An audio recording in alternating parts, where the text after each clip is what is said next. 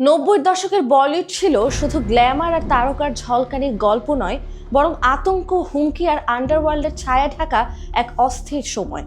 সম্প্রতি চলচ্চিত্র নির্মাতা ও কোরিওগ্রাফার ফারাহ খান এক পডকাস্টে সেই সময়ের ভয়ঙ্কর অভিজ্ঞতার কথা তুলে ধরেছেন। তিনি জানান, তখন অভিনেতা ও প্রযোজকদের কাছে প্রায় চাঁদাবাজির ফোন আসতো, এমনকি আন্ডারওয়ার্ল্ডের অর্থে সিনেমা তৈরির অভিযোগও ছিল। কয়েকজন প্রভাবশালী ব্যক্তিকে হত্যার ঘটনাও ইন্ডাস্ট্রিতে তীব্র আতঙ্ক তৈরি করেছিল। ফারাহ খান বিশেষভাবে স্মরণ করেন 1997 সালে প্রযোজক মুকেশ দুগ্গল হত্যার ঘটনা। তিনি বলেন, তখন তিনি ক্যারিয়ারের শুরুতে একটি সিনেমার সেটে কাজ করছিলেন। হঠাৎ খবর আসে আন্ধেরির 7 বাংলো এলাকায় তার অফিসে ঢুকে গুলি করে হত্যা করা হয়েছে মুকেশ দুগ্গলকে।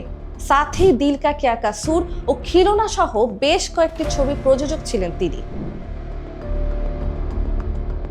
আলোচনায় উপস্থাপক রণবীর আল্লাবাদিয়া জানতে চান, সে সময় বলিউডের 3 শীর্ষ তারকা শাহরুখ খান, সালমান খান ও আমিরের ওপরও কি আন্ডারওয়ার্ল্ডের চাপ ছিল?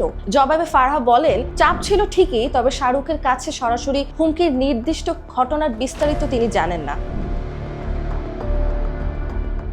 আরও একটি ঘটনার কথা বলেন তিনি, যা ঘটেছিল কুছ কুছ হোতা হ্যায় মুক্তির সময়। ছবিটির প্রিমিয়ারের আগে পরিচালক কারণ জোহর আন্ডারওয়ার্ল্ড ডন আবু সালেবের পক্ষ থেকে হুমকি পেয়েছিলেন বলে দাবি করা হয়। পরিস্থিতি এতটাই উত্তেজনাপূর্ণ হয়ে উঠেছিল যে প্রিমিয়ার বাতিলের কথাও ভাবা হচ্ছিল। পরে নিরাপত্তা বাড়িয়ে অনুষ্ঠানটি করা হয় এবং সেই কঠিন সময়েও কারণকে সাহস জুগিয়েছিলেন শাহরুখ খান। নন্দিনী আহসান, সময়ের আলো।